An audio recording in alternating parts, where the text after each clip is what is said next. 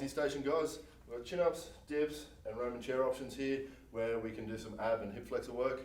So Andy's in for the hip flexors at the moment, and he's going to do some knee raises first. Like that, slow and controlled, nice and controlled on the way down as well, all the way into a hang. So he's supporting himself on the pads, holding on tight with the handles here.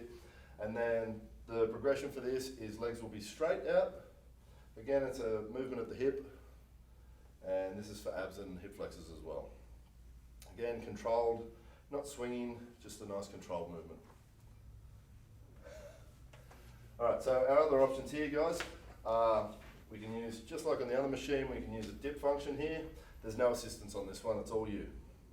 And then we have the chin-up function as well. So again, no assistance here. So again, nice and controlled all the way to the top, and we have multiple handle options as well. We can come in for a narrower grip or an underhand grip even. All the way down, beautiful. If you want some more help, guys, or a bit more assistance with this, why don't you hit the link below or come check us out downstairs and we can work together, book in for a one-on-one, and we'll chase those guys.